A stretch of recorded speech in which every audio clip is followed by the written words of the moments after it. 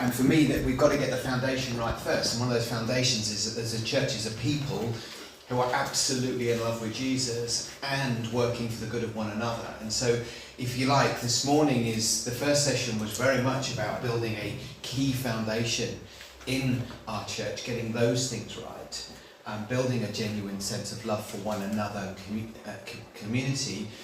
But from there, we then need to do something. You know, from there, we then need, the church needs to be the city on a hill. It needs to be the lamp on a stand. It needs to be out and involved within our communities. You know, we don't just exist to have great Sunday services, as important as those things are. We exist to be the hope for the town and for the surrounding villages. We seek to be the hope for the nation and for the nations. And so we have that much bigger call, and I think sometimes that's where church begets both exciting and terrifying all at the same time. It gets exciting and daunting all at the same time, because that means forward momentum, that means a change in the norm, that means getting a little bit more uncomfortable and getting into areas where it might just be easier if we didn't. That gets more around people that aren't like us. That means being involved in some of the nitty-gritty issues in the places that God's called us to, and that's where those kind of things can start to get uncomfortable.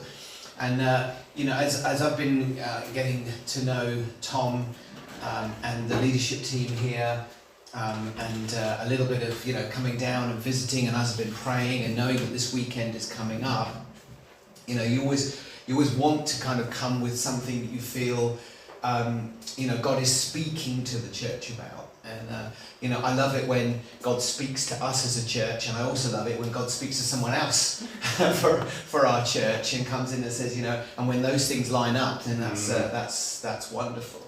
And so I, as I've been praying and as I've been considering, I just sense that the church is poised for something new.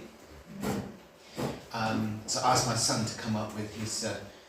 He's a designer, to come up with a graphic for a PowerPoint template, and I'd explained a little bit about it, and so he came up with this all things new thing, and I said we're going to the Gower, and why he put a forest in there,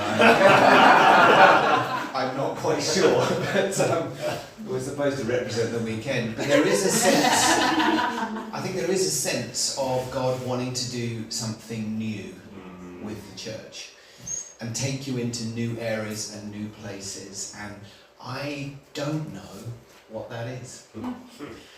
There's no big announcement. But what I do know is that new, whenever God does something new, it brings with it great excitement and great uncertainty. It requires levels of faith, because we're stepping into something we don't know, and we're going to places we're unsure of. And change isn't always easy.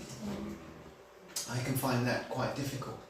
But I do sense that God has been working in you for quite some time, that God has been building into you for quite some time, that you are, as you get hold of a people who are increasingly in love with Him and increasingly loving one another, that God has a very special plan and purpose for you. And there's that sense of you kind of gearing yourself up and being on the edge of that, and whatever that might look like. And so I wanted to leave a word with you today that hopefully is one that you can help you with that forward momentum, but it also can act as a little bit of a rock, if you like, to look back on. That, you know, maybe when you're facing those times of uncertainty, do you remember that church weekend? You know, remember those principles, those points that we looked at together. That will be anchor points in terms of how do we prepare ourselves for forward momentum? How do we prepare ourselves for change? How do we as a people get ready to do for all that God wants to do amongst us? Okay, so are we kind of slightly excited by this? Yeah. Slightly anxious by all of this? Yes. Well, let's just see where where we're going with all of this. I'm going to speak from Joshua chapter 1. Joshua chapter 1 and the first 11 verses. The context of Joshua chapter 1 is, you will know that the people of Israel had been in slavery in Egypt. They had been under a heavy yoke of slavery for many, many, many years. Moses had arrived. They'd been through the plagues. They'd been delivered from Pharaoh. They'd crossed the sea. They had found themselves on the edge of the Jordan River. They sent spies out to spy out the land. The land was scary. The land was full of giants. The land was flowing with milk and honey, but the people were very scary. And the cities were well fortified. And they backed away. And what followed was 40 years of just kind of wandering around the desert, around the worship of God, encountering God, rebelling a bit, being brought back to God. And 40 years later, Moses brings them back, and they are on the banks, looking over the Jordan River again, into the land that God had promised them and their forefathers. They got there, and the enemy was no less powerful. The cities were no less fortified. The promise of the land for themselves had remained. And their leader, Moses, of 40 years plus, has died. And they'd mourned him on the edge of the river. So they'd mourned him, and now they stood on the edge of the river, and the question is, would they cross? Or would they remain in the place that they knew, the place that they had a relative comfort but a known reality? And as God leads you forward as a church, as maybe he calls you to unfamiliar territory, as he maybe calls you to the bank edge of rivers, maybe even rivers that you've been to before, the question here is, what will your response be? What will the response be to this? And so this morning, what will it be to pull back, or will it be to move forward into the things that God has for you? Now you've joined Advance, so I think you've made a statement in that, really, haven't you? It's kind of, so this morning I want to look at what are the characteristics, what marks out an advancing people.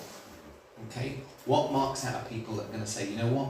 We're going to cross. So let's read together. Joshua 1, verse 1 to 11. It's up on the screen.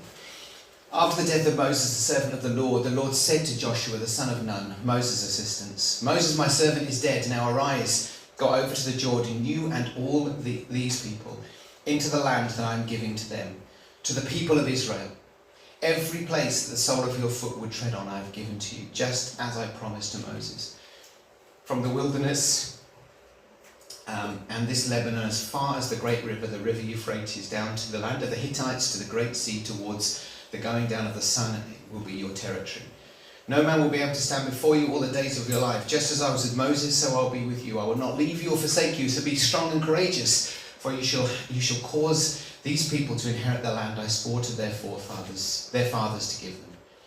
Only be strong and very courageous, being careful to do according to all the law that Moses my servant commanded you. Do not turn from the left hand or to the right, that you may have good success wherever you go.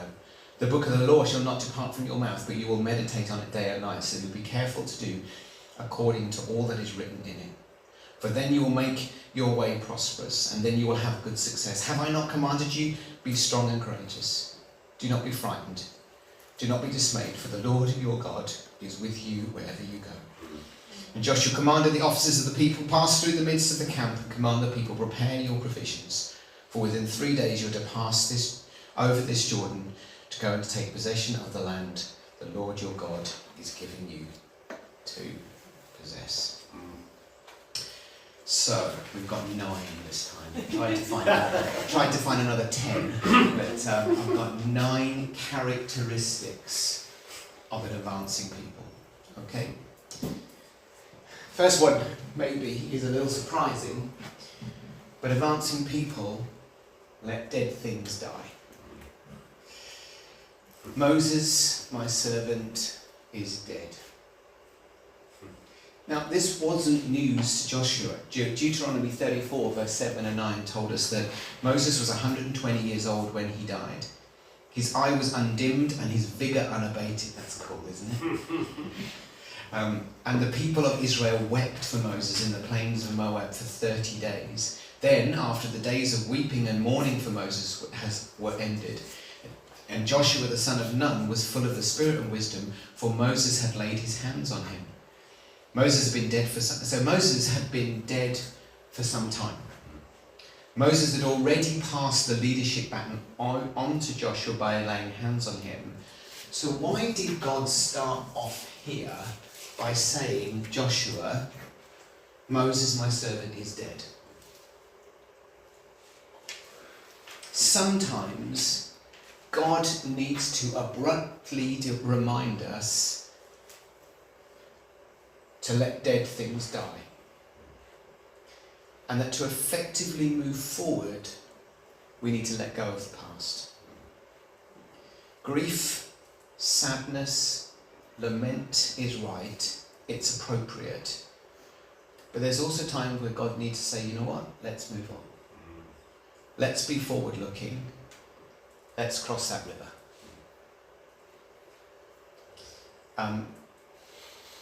In Zimbabwe and in South Africa, regularly when the places that we would go on holiday, we would come across big kind of colonies of baboons. Quite often, actually, they were a complete pain. We'd always have to keep your windows closed, but the next thing you know, there'd be a little hand coming in helping us out to the fruit bowl. But we'd see these troops of baboons quite often when we were away. And a lot of the time they would carry, they're young, it's amazing, they're leaping from tree to tree, and these babies are kind of clinging to their mothers, and you just think it's a disaster waiting to happen, but it never does happen. But on one occasion, we saw a baboon carrying its dead young. And often what will happen is when one of them dies, when a baby dies, the adult, the mum, acts like a gatekeeper of a guard of their deceased offspring. And they'll often stand and watch over the body. They'll be carrying the bodies of their dead babies, often for weeks, while screaming out in grief. But then one day the day will come and they'll just let the baby, leave the baby and move on. And that day, for Joshua, the leader for 40 years was dead, and it was right that they had that period of mourning, but now was the time to move on. Paul, the Apostle Paul, sometimes we need to let go of grief, but sometimes we need to let go of good things. Sometimes we remember, when I was in youth, or when I was a lad, there was none of this sitting around on iPads all day. There was none of this gaming. We were outside, we used to climb trees and we used to play cricket, not like the youth of today. Those were the good old days. Climbing trees is all right, but if you played Fortnite, it is so cool. But we can hold on to the past. We can hold on to how it used to be. Do you remember when church was? Do you remember when? And we can hold on. And that season was fabulous. But it's not now. We need to let it go. It's U2 who said, we glorify the past when the future dries up. It's a great lyric to their song. But when we don't see a future across a river, we just glorify the past. Sometimes we have shameful things that we need to let go of. Things that we've maybe done that are holding us back. Sometimes there can be bad things, even things that have done to us. It can be hurts. Paul sums this up in Philippians. Philippians chapter 3, so I haven't got this text up on my screen. One thing I do. I said, brothers, I do not consider I've made it all my own. What's he talking about? He's talking about the gospel there. You know, this is Paul who's writing the Bible. You know, he's planting churches, you know, daily it seems. He's probably the most successful Christian that there has ever been on the planet. And when it talks about the gospel, he says, brothers, I do not consider that I have made it my own. I take great courage from that. You know, Paul's still got things that he wants to achieve for God and things that he needs to know. But one thing I do, forgetting what lies behind and straining toward what lies ahead, I press on towards the prize of the upward call of Christ. And Paul had spent the first part of that chapter, which is effectively his CV, incredible, just list of all of his achievements, and he's saying, forgetting what's behind doesn't define me. Forgetting what's behind, I press on. He's not riding on the crest of the wave of everything he's done. He's straining forward for what God's got for him in the future and for what God's still to reveal of himself. Yeah. He's pressing into the gospel. But Paul also had a shameful past. You know, he oversaw the stoning and murder of Stephen.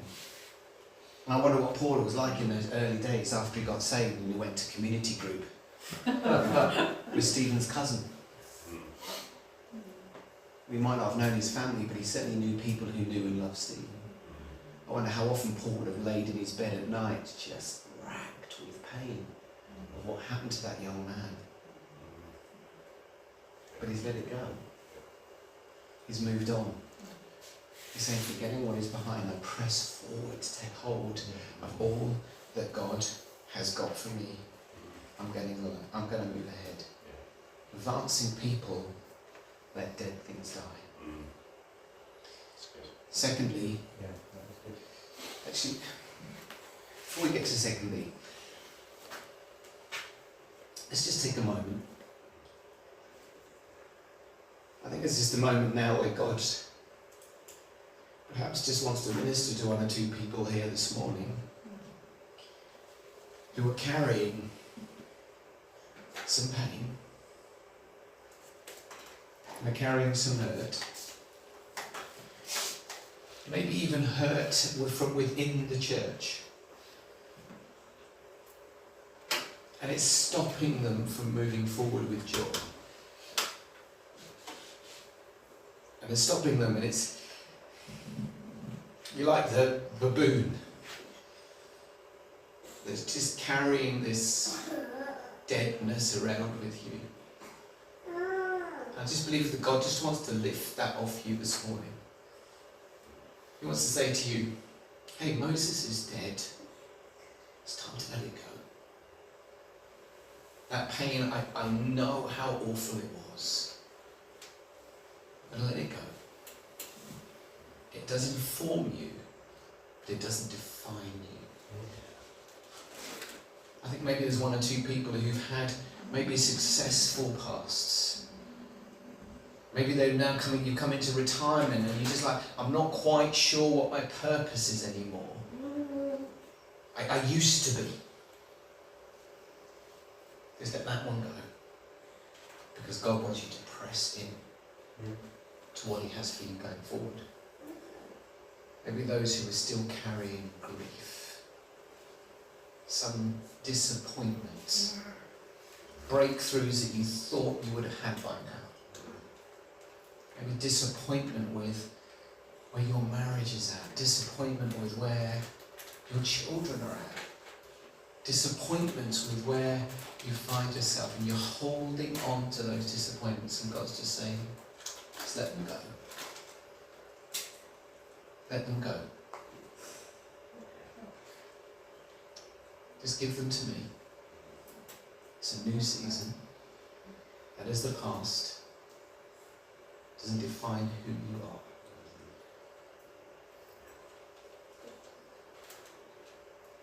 Father, we live in a broken world. And we are hurt. We're disappointed. We can feel purposeless. We can want to just glorify the past because that was safe and known. But Father, you have promised us a future, a hope and a future. But we need to let go and let some of those dead things die. We need to release, forgive, and move forward. Would you help us? Before you take us into any new season, before you march us forward into a promised land for this church, may we be people who let those things go, who let dead things die, who receive your forgiveness, your healing, your restoration. I want to pray healing over broken hearts here this morning. I want to pray healing over hurts. I want to pray comfort where there is pain. I want to pray future where there is hopelessness. Father, will you do that this morning? Would you come by your Spirit right now? For your glory, Lord Jesus. Amen. Bit teary. You're in good company. Yeah, I think it's amazing how we want to hold on to those things. I mentioned my brother died, and I just cried for weeks, every day, and I just was not coping. And I went to see the doctor, and he said to me, I just think you need a little bit of help. Just for a season, you need a little bit of help here. And he gave me some meds. And I looked at this box of meds for about 3 weeks before I opened them. Because I knew I needed them. But I didn't want to stop crying. Because I didn't want to lose that grief. Because it connected me to my brother. And a bit like a baboon, I'm carrying it around. And we do that with so much of our own lives. And the day came where I opened the packet. And for a year, I got the help I needed. And now I have to cry like a baby. But it's important, before we move charging into the things that God has for us in the church, let's do business with God. And a bit like Joshua, just be honest. We said earlier, let's take off the masks. Let's be known to one another. Where do you need to let dead things die? Yes. Before we move on to the new. Good. Sorry, it's a bit of a digression. I wasn't planning. Okay. Second one. Advancing people take responsibility. Alfred Plummer from the Pulpit Commentary said, without fanfare, Joshua heeded God's call to take on this new responsibility. I love this. Here was a moment. Joshua, Moses is dead. Now you and all these people. That is a challenge. But in the face of the challenge, Joshua followed the call of God. Joe and I, before we got married, we said one of the things we wanted to do was to make our default answer yes. When God calls, we'll say yes. And we wanted to do that. We got married, went on a honeymoon, and we just bought a house in Birmingham.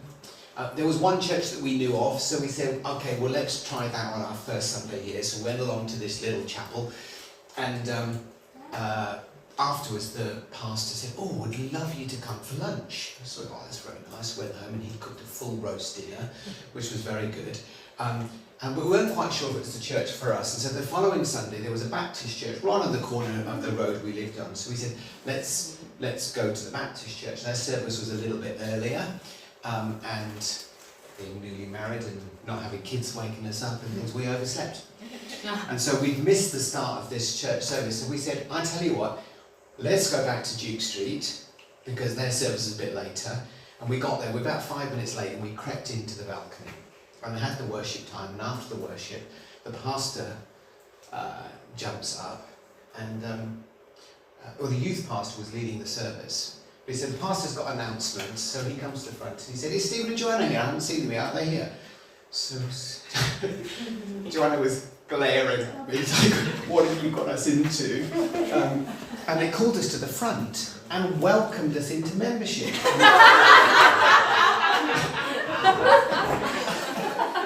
If that wasn't shocking enough, as we made our way back to our seats, the youth pastor who was hosting the thing says, it is so wonderful when a young couple commits themselves to our church. And it's especially wonderful because these guys are going to be serving in our youth team. So we got home, somewhat shell-shocked. And I said to Joe, you know what? We said we were at our default to be yes. And the following Sunday we were out the back teaching the youth. And we led the youth at that church for 6 years. And it was an incredibly wonderful 6 years. And when we left that church to move to Zimbabwe, that church supported us in a way I don't think any other church has ever supported anyone who was left to go overseas. We wanted for nothing. It's so important. I mentioned when we were in Zimbabwe, when we were in Zim, we'd been there for about 2 years, and I'd gone away on a week conference, and the day before I was due back, Jo was at home and a gang got into the house. They beat her with an iron bar while she was holding our 4-month-old daughter, and Thomas, who was 4, was sitting on the bed watching them beat their mum, and they cleared our house out. It was a really tough time for us. We were actually due a 3-month break back in England, but we came back, and everyone was just, why are you going back? You shouldn't be going back there. So, you know, God's called us. God's called us to this. It wasn't easy those next 2.5 years. But our time in Zim was coming to an end. We'd built up quite a big program there. We'd got about 30, 40 staff, and we handed it all over to local Zimbabweans to run. And we were saying, God, what have you got for us next? And the organisation that we were out there with offered us places all over the world, from Los Angeles to Mexico to Ghana to Leeds. How do you choose between those things? And so we sat down and we said, okay, God, we can't choose, so we're going to tell you what we'd like. And we wrote a list. And we said, you know, we'd like to stay in Southern Africa. I think we'd prefer an English-speaking route. Thomas was now turning 6 and starting school. We didn't really want to do a year of language learning. But we'd fallen in love with the church. And we said, rather than working for a mission organisation, we'd really like to work for a local church, maybe doing the kind of things we've been doing here. And we don't want to go in a country all on our own again. We'd love to go as a team. The next was about a week later, the guy leading the church, named Pete, he called us round to the house. He said, guys, tonight's our big church meeting, and I'm going to be standing up and announcing that God has called us to move to Johannesburg. And we would like to announce that God's called you to come with us. So how we find ourselves in these scrapes, I don't know. But, and he wrote us a paper, and on that paper he said, we want you to come because we want to go as a team. We want you to come because you've just done brilliantly at understanding the Southern African culture, and we want you to come because we're planting a local church, and we want you to come and do your kind of mission stuff in the context of a church. It's like, okay, you've obviously seen our piece of paper. And in that moment, I had complete split response. Because Johannesburg is known as the housebreaking capital of the world. And I felt like I really want to do this, but I can't ask my wife. I can't ask her to do this. And Jo, I wish you could meet her, she didn't even look at me. She just looked straight at Pete and she said, yeah, we're in. And we're coming. I was so proud of her. Even though she didn't discuss it with me. Because she wanted her default, our default, to be yes. When God calls, we will go. For Joe and I, a correct response to an understanding of the gospel has to be yes. It requires commitment by all of us, not involvement.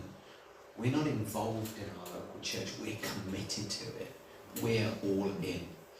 I love Martina Navratilovan's quote on this coming up on the screen. I'm not involved in tennis, I'm committed. Think of bacon and eggs. The chicken is involved, the pig is committed. And I think that's the right response when God stands us at the side of the river. When we look at him and all he's done for us is to say, you know, I'm going to take responsibility, a bit like Joshua. I'm in. Third thing we see, advancing people are committed to forward motion. It's often natural for us to want to settle, to aim for comfort and to avoid confrontation. The people of Israel, they've been to this point before. The thought of facing giants over the river had been too much for them last time. But advancing people understand and are committed to moving forward, even if it's uncomfortable, even if it's scary, or even if it's uncertain.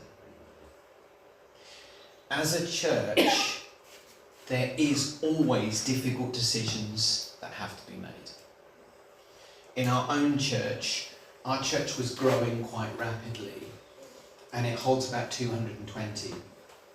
And we were starting to fill up, and there were several Sundays where we had an overflow of 30 people plus into our coffee shop area.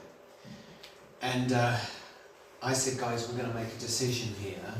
We've got two decisions we could make, well, three. We could close the doors. But what we could do is we could go to 2 services. Or what we're going to do is our kids are not going to join us for worship anymore. On Sunday morning, parents will arrive, they'll go through the back door, register and drop their kids. Our kids leaders will have them for the entire hour and a quarter, hour and a half. And we will worship together as adults. And I said, there is a values rub there for us. There's the value of wanting more people to be able to come in under the sound of the gospel. And there's a value of us wanting to worship together as families with our children. But there's a rub, because we can't do both. We are building community. There are so many new people. We felt to divide those communities into 2 was too early. And so we said, guys, we are at the edge here of a river, and we're asking you to be committed to forward motion, even if it's not your choice, even if it is uncomfortable. And we believe in doing this, there will be some benefits we don't even know about. Now, a number of parents were really struggling with this. They came to see me, is there any other way we can do this? Having our kids is such a great value with us. I said, we feel this is right, but I promise you it will be not more than a year. And so they said, okay, if it's just a year, we would like to do this. I said, I think it's going to be good for the kids. We're investing a huge amount.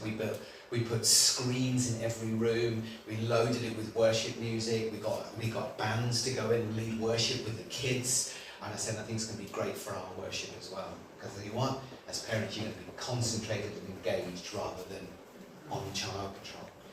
After 1 year, the church had grown and was full of adults. We had 220 adults. And so at that point, we went to 2 services. But in going to 2 services, we could bring our kids back. And I quite enjoyed the fact that several parents who came the first time came back to say, we've changed our mind. We quite like not having our kids with us on a Sunday. It frees us up to worship, and they love to worship in their groups. And sometimes what we just have to be committed to is forward motion. Sometimes we just have to be committed to taking the gospel forward. One of the values of Advance has 5 foundations on which we build. One of those things is we're mission-led. The mission is what leads us. It's not comfort, it's not personal preference, it's not any particular value. It's what does the mission need right now for us to be moving forward as a church. We have to be, above anything else, committed to making Jesus known and making Jesus famous in our town more than our own personal preferences. I mentioned my mate AJ.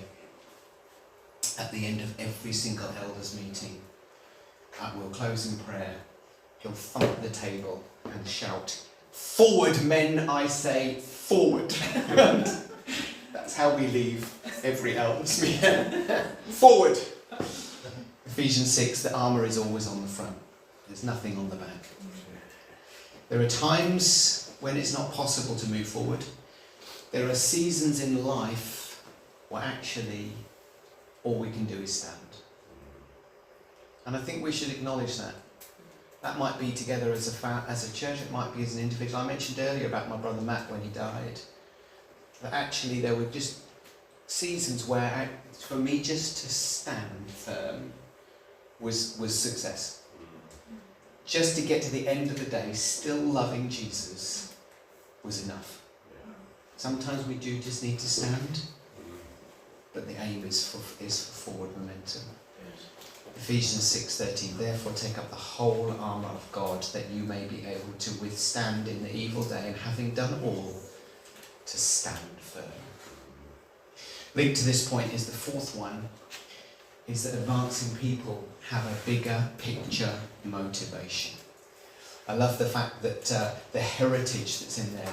In verse 6 it talks about, he says to Joshua, the land sworn to Moses and your forefathers. Nehemiah chapter 1, when he said, can I return back to Jerusalem to build the wall to the city of my fathers? We've got both men gripped and motivated by a larger plan of God, deeply conscious that their section of the race was building out of a great heritage of runners that had gone before.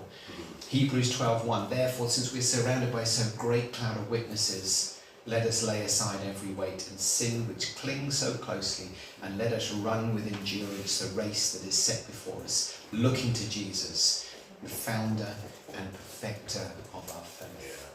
The bigger picture motivation of what God's doing. All the people who have gone on before. You know, just the little chapel that you meet in. You know, I know it's small and quaint and not fit for purpose most of the time, but you know, you're there, and I just loved looking around, just thinking, oh, I wonder what sacrifices went on from people who would have given just to build that little chapel as a light in that town, and you've picked that baton up and you're running with it on that rich heritage that God has for you in that town. And we pray that there's a bigger heritage somewhere for you.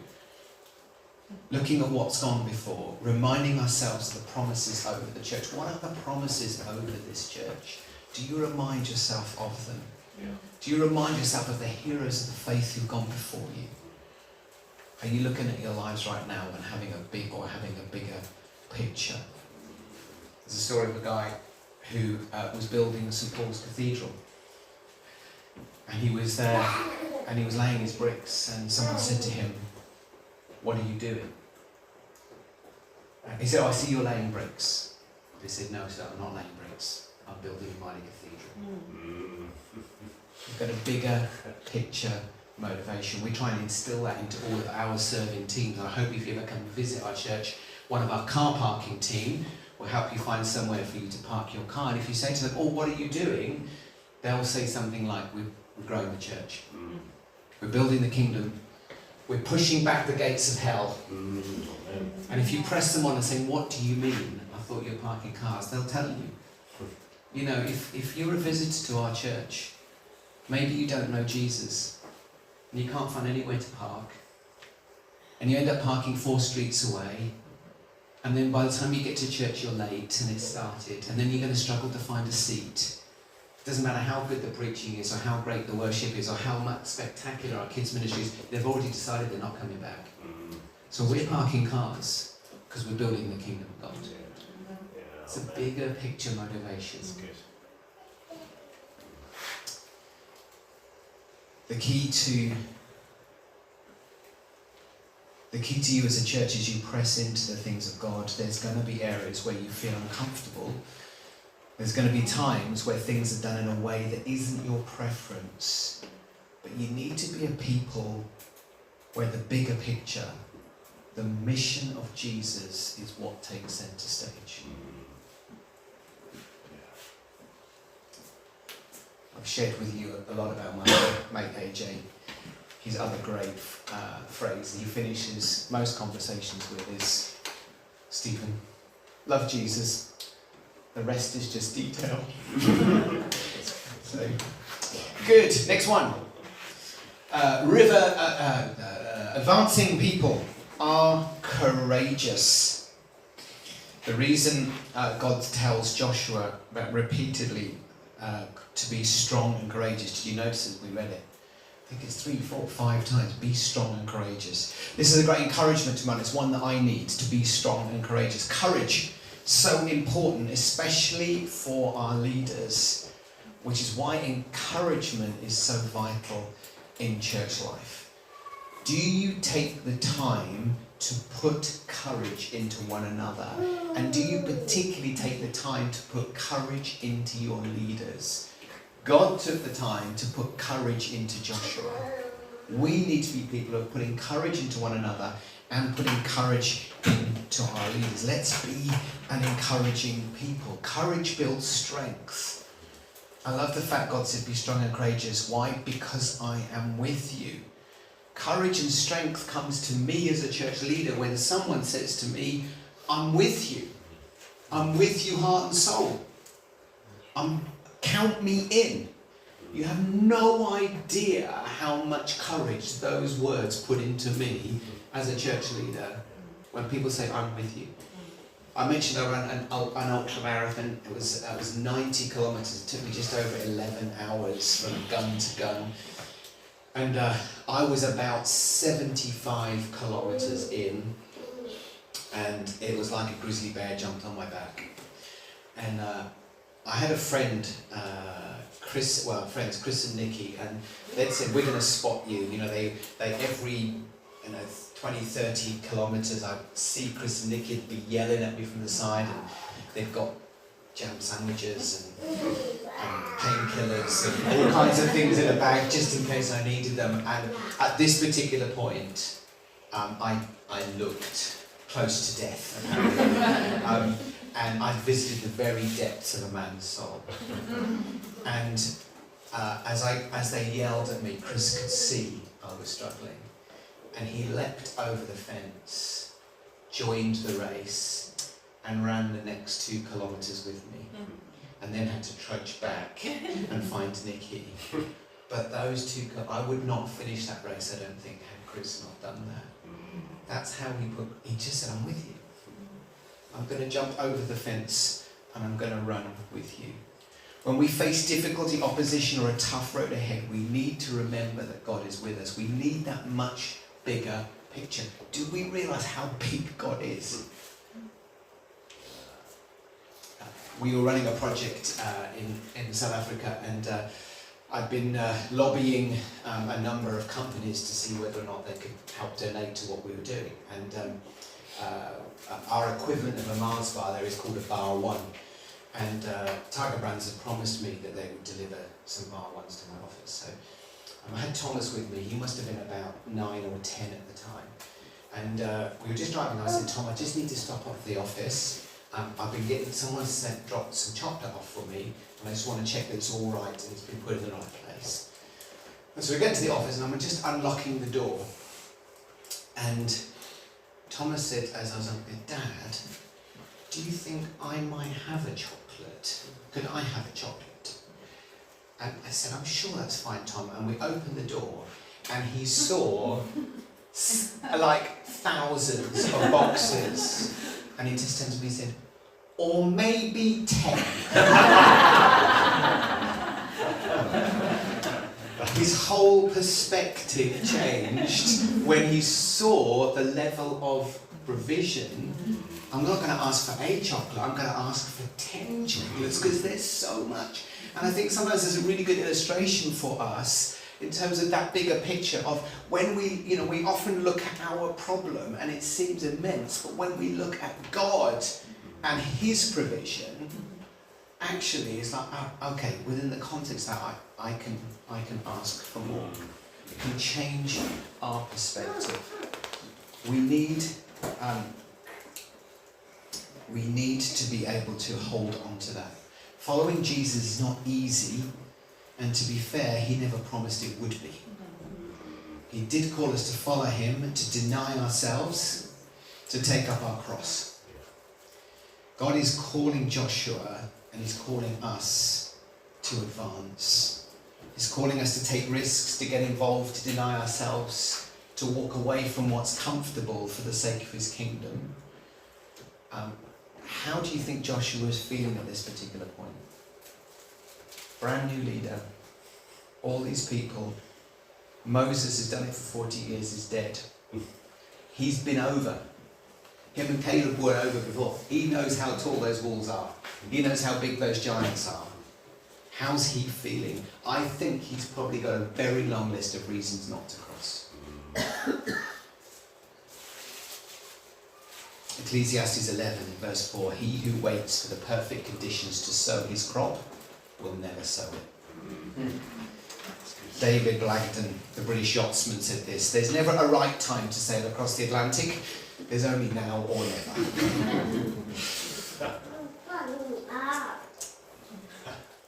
Okay, moving on.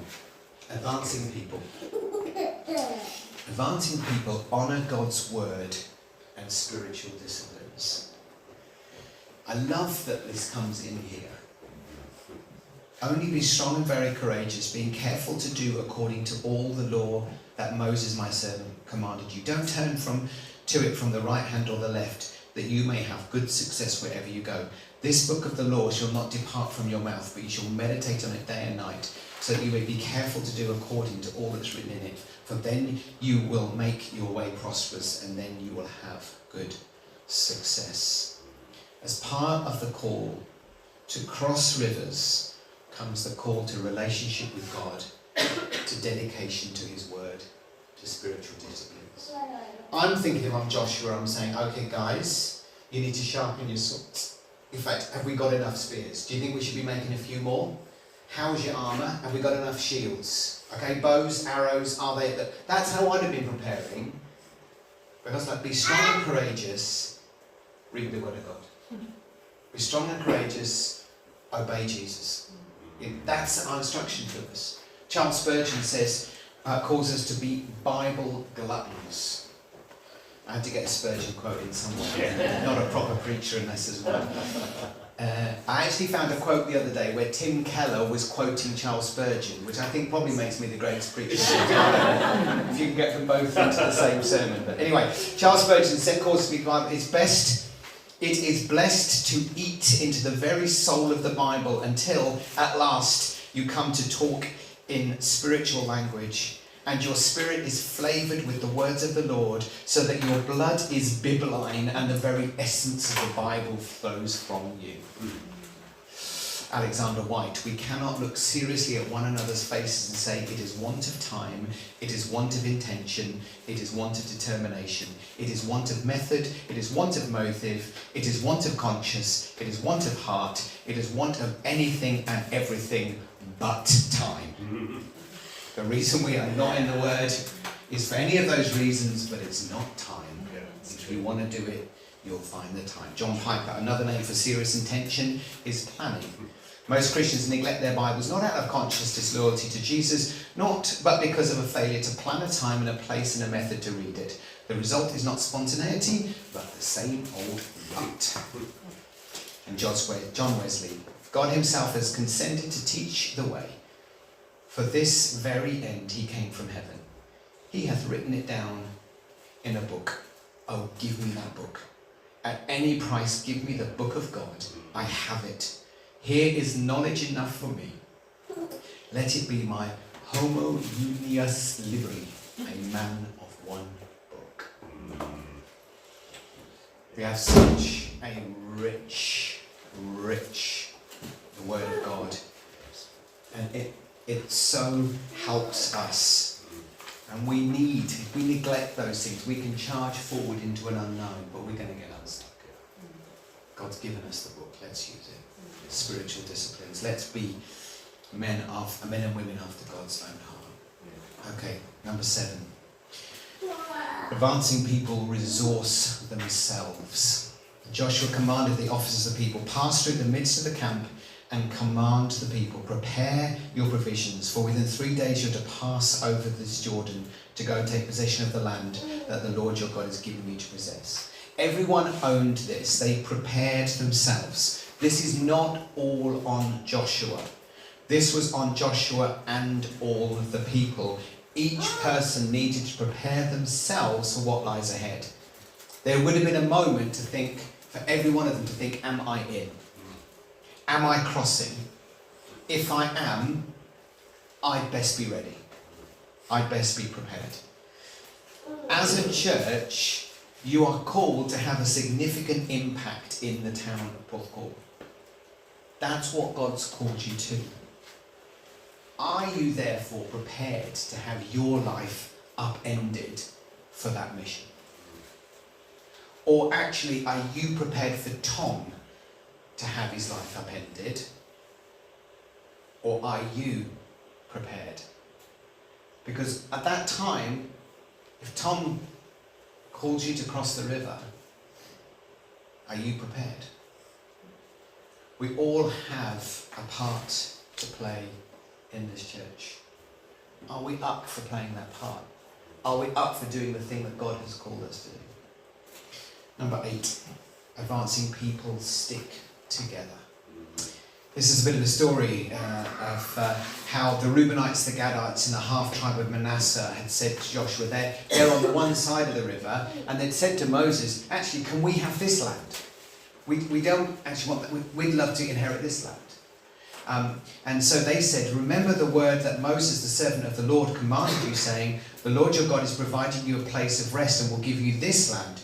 Your wives and your little ones and your livestock shall remain in the land that Moses gave you beyond the Jordan. But all the men of valour among you shall pass over, armed before your brothers, and shall help them, until the Lord gives rest to your brothers as he has to you. And they also take possession of the land that God is giving them. Then you shall return to the land of your possession and possess it, to the land that Moses, the servant of the Lord, gave you beyond the Jordan River. There's not much to say here, but what I like is the fact these guys have got their land.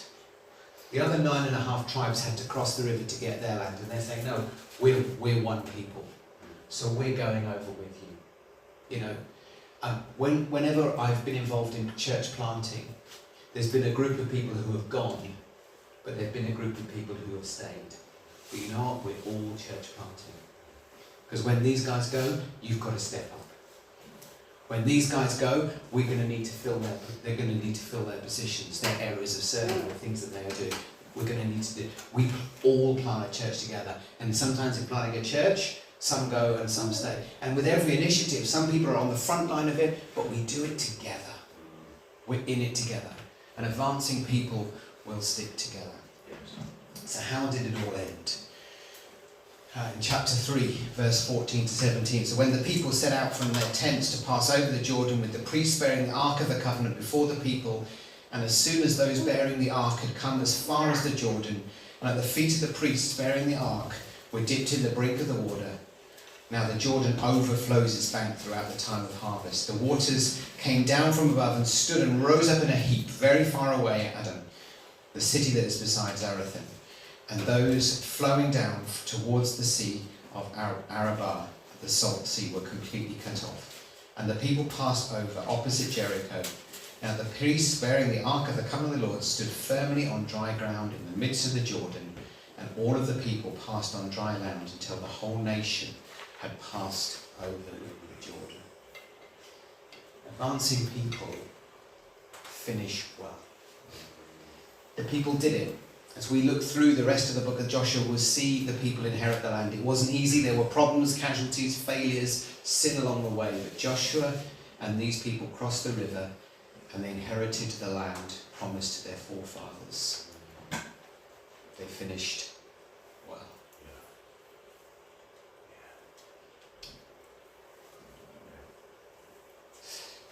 There's a story told of Don Bradman. Don Bradman, the cricketer, probably the greatest test batsman of all time. He finished his career with an average of 99.9 runs per innings. He batted once, and he was against England, and he was so in control that the fielding team just sat down. Because all they did was just chase the cricket ball around. And in one game against England, he had made a triple century.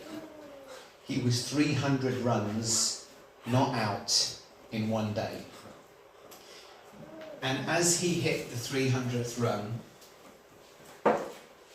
he raised his bat and he took the applause of the crowd. And then he went back to his crease and he said to the umpire, "Middle and off, please." And he adjusted the bat and he marked it in the ground and made his mark and took his guard. At 300 not out.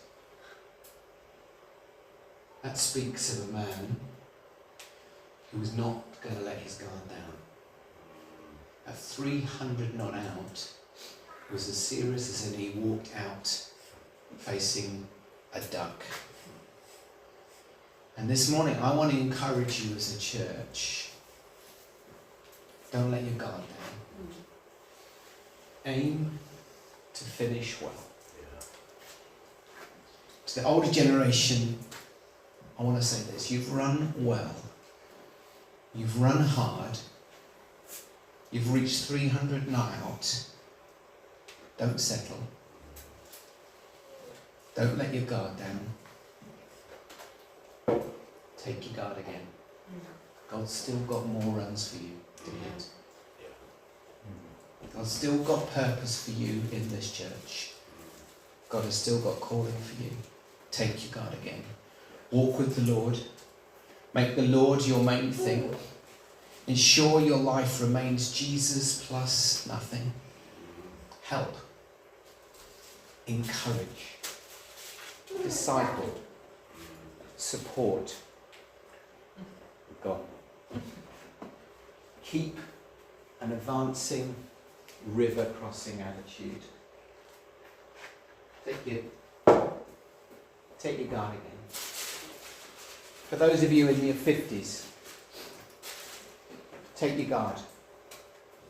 If you think you're standing firm, just be careful that you don't fall. You clocked up 25 years of marriage, take your guard. Take your guard again. You reach the top of your career, take your guard. Don't drift into retirement. Don't just clock off the years until I get to play golf for a living. Take your guard. For those of you who are young, full of passion. Love that. Under 50 is young. Is that Oh yes. excellent? From where I'm standing. Winning. From where I'm standing is young. Maybe under 60. I want you to encourage you. Our aim is to finish well. Stephen Covey, the great business writer, always says, start with the end in mind. The end in mind is to cross the river and to finish well. Let's be a people who are advancing. I don't know what specifically the future is for your church, but I sense there is a future, and an exciting future, and a future full of possibilities, and a future which will involve some change, some risk, and some forward momentum. How are we going to do with that? Are we going to move forward? Where are you going to take responsibility? When Tom comes to you and says, hey, I think maybe you could lead that small group, is your default going to be yes? Are you going to take responsibility? Are you going to be committed to this church and move forward? Are you in those moments, going to be someone who builds courage in? Are you going to be looking to Jesus?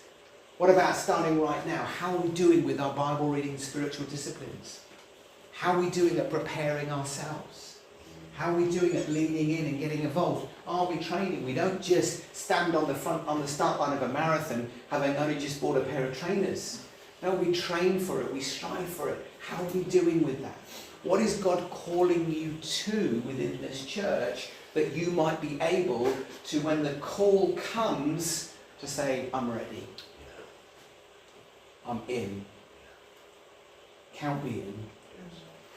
I want my life to count within God's kingdom. Shall we stand together? Yeah. Brandon, do you want to join us?